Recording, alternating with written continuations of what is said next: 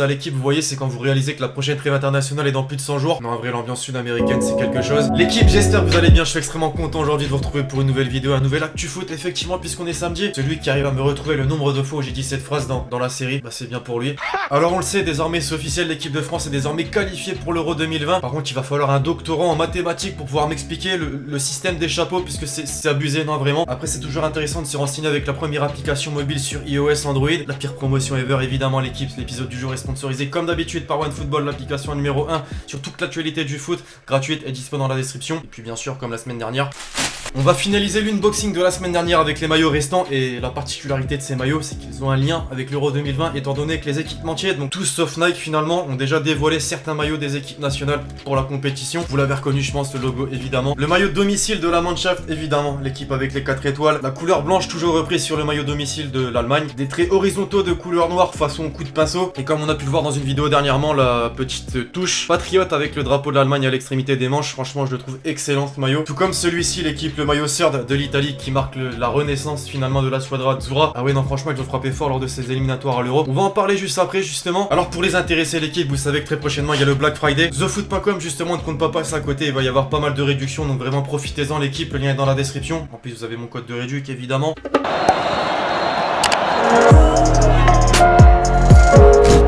Hormis le fait qu'on est désormais tous au courant, l'équipe de France est qualifiée pour l'Euro 2020, ça fait plaisir d'ailleurs, il y a quand même quelque chose à retenir en lien avec l'équipe de France et qui se sont déroulés cette semaine. D'abord, que l'équipe de France a collaboré avec le manga Captain Tsubasa. Franchement, ça pète les amis, vous trouvez pas? Giroud qui a conscience d'avoir joué son tout dernier match de l'année 2019. Bon, celle-là est facile, mais ça reflète vraiment la réalité pour le coup. Sinon, pour conclure, les chapeaux, forcément, de l'Euro 2020 sont désormais connus. On pensait qu'avec une première place, on pouvait se retrouver dans le chapeau 1, et ben finalement non, puisque l'Allemagne a battu l'Irlande du Nord. On peut donc tomber potentiellement dans un groupe de la mort composé de l'Angleterre, du Portugal et du Pays de Galles. Bon, au moins on rentrerait dans le vif du sujet directement. Sinon, pour en revenir à ces chapeaux, et comme j'ai dit en intro, l'équipe, vraiment faut m'expliquer dans les commentaires, faut vraiment qu'un mec doctorant en physique quantique nous explique tout ce bordel, vraiment, avec la Ligue des Nations, les pays hôtes. Ouais non, j'abandonne. Bon, et sinon, et en bref, pour conclure avec ces éliminatoires à l'Euro 2020, les meilleurs buteurs avec en tête Ronaldo et Kane. Je parlais de groupe potentiel de la mort pour l'équipe de France avec l'Angleterre, le Portugal. Là, il y a de quoi avoir peur vraiment. L'Italie, pays qui n'avait quand même pas réussi à se qualifier pour la Coupe du Monde 2018. Je vous parlais de montant en puissance, et bien justement, la squadra Azzurra est la seule équipe de ces qualifications à avoir remporté tous ces matchs. 10 matchs, 10 victoires, 37 buts inscrits, 4 encaissés. Grosse performance.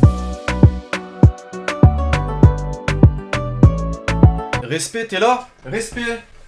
Dans l'équipe, fallait vraiment qu'on en parle. Gareth Bale et son manque de respect envers le Real Madrid. Vous avez vu ce truc sur le drapeau là? Pays de Galles, Golf, Madrid, dans cet ordre. Quand on entendait parler de conflit entre lui et Zizou, là je pense qu'il n'y a plus de marche arrière possible vraiment. Et enfin, pour conclure, l'une des infos de la semaine, c'est également le retour de Luis Enrique à la tête de la sélection espagnole. Pour ceux qui se souviennent, voilà, il avait été touché par la maladie puis le décès de sa fille il y a quelques mois. Il avait laissé sa place à l'un de ses adjoints, Robert Moreno. Attention à la Roja aussi pour l'Euro 2020. Elle nous avait manqué, alors on va peut-être pas parler de classement aujourd'hui puisqu'il n'a strictement pas bougé évidemment vu qu'il n'y a pas eu de match. En revanche, il y a quelques infos intéressantes, notamment sur 2 joueurs du Paris Saint-Germain, 2 joueurs de taille, puisqu'à une semaine du match contre le Real Madrid, il y a de quoi s'inquiéter si t'es parisien surtout. Ouais, bah finalement l'équipe retirait ce que je viens de dire, j'ai tourné cette vidéo jeudi. D'après la com du PSG, Mbappé était cloué au lit, il avait chopé un virus et devait manquer le match face au LOSC. Finalement, il a déjà réintégré le groupe et sera présent forcément pour le match face au Real Madrid mardi. Pas d'inquiétude, faut juste espérer un rétablissement rapide, c'était la mauvaise nouvelle. Pour la bonne nouvelle, elle concerne Neymar, il était présent à Madrid cette semaine pour la Coupe Davis et il en a profité pour dire qu'il se dit prêt pour le match face au Real au Santiago Bernabéu. Après ce qui s'est passé cet été, je crois qu'il a besoin de se faire pardonner et les Parisiens, vous me confirmerez dans les commentaires, hein, mais c'est le moment.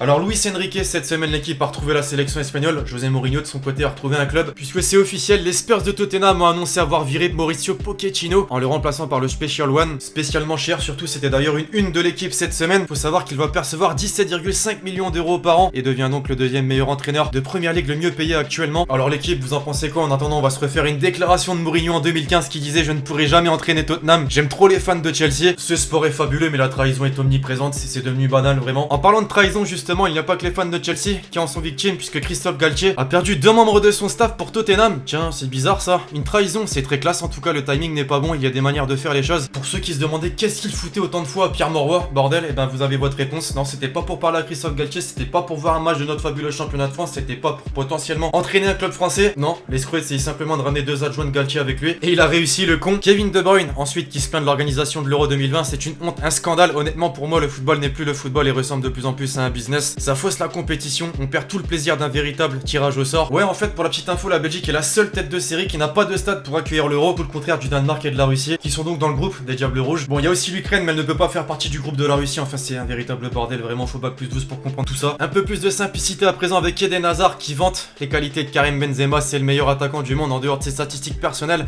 il rend les autres meilleurs, s'il n'est pas repris en équipe de France, tant mieux pour nous ou les autres équipes. C'est sûr que juste sur le papier tu vois Griezmann, Benzema, Mbappé, ça fait plus peur que Griezmann, Giroud, Mbappé, c'est une certitude. Toujours l'attaquant belge, mais cette fois-ci sur un possible France-Belgique à l'Euro 2020, ce serait beau d'avoir une revanche en quart, demi ou peut-être en finale. On est toujours un peu déçu de la manière dont ça s'est passé à la demi-finale il y a 2 ans, comme tous les Belges j'imagine. Marvin Martin lui aussi s'est exprimé au sujet de Karim Benzema dans l'émission Le Vestiaire sur RMC Sport. Benzema, contrairement à ce que beaucoup de gens disent, il est super attaché à l'équipe de France. Je pense qu'en équipe de France on en a besoin et que la plupart des joueurs aimeraient jouer avec lui. Si même un joueur qui a été son coéquipier avec lui en équipe de France le dit. Et enfin pour conclure, une déclaration d'Antonio Cassano au sujet de Cristiano Ronaldo qui a quitté le stade en plein match récemment après avoir été remplacé par Maurizio Sarri. Il ne peut pas faire ça car il y a le contrôle antidopage. J'ai dû revenir au stade pour éviter une disqualification de 2 ans lorsque ça m'est arrivé. Dans son cas lors d'un derby de Rome entre l'AS Roma et la Lazio il y a quelques années. On sait que ça n'arrivera jamais déjà puisque la Ligue ne va pas mettre de côté un quintuple ballon d'or, mais aussi puisqu'il apporte beaucoup trop d'argent, que ce soit pour la Juventus et pour le championnat italien simplement.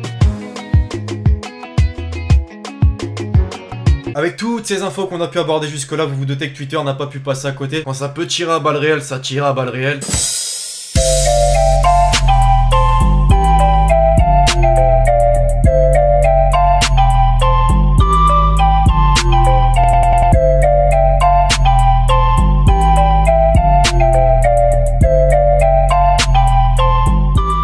Second poteau, Pavard. La compile des pétards de la semaine à présent.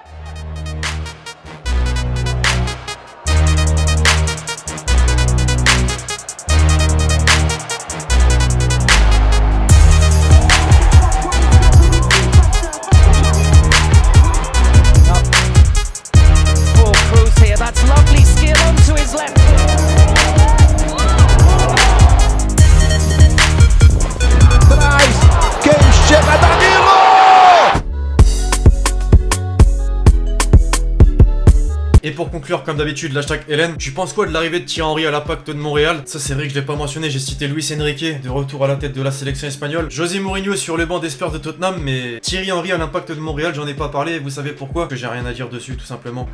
Non, pour de vrai, c'est toujours mieux que d'entraîner un club de Ligue 1, puisque clairement, qu'on se le dise, il n'avait pas le niveau. On a vu ce que ça a donné pour son premier club, l'AS Monaco. Je sais pas si c'est le meilleur championnat pour apprendre, une chose est sûre, bah il s'essaye et il apprend de ses erreurs. Bref, voilà l'équipe, c'est tout pour l'actu foot du jour, j'espère vraiment que vous l'avez kiffé, je compte sur vous, c'est le cas, pour lâcher le gros pouce bleu. N'oubliez pas, comme d'habitude, de lâcher le commentaire avec votre question, plus l'hashtag Hélène pour le prochain épisode, puis d'ici là on se retrouve très vite sur la chaîne YouTube pour de nouvelles vidéos, c'était Lexti.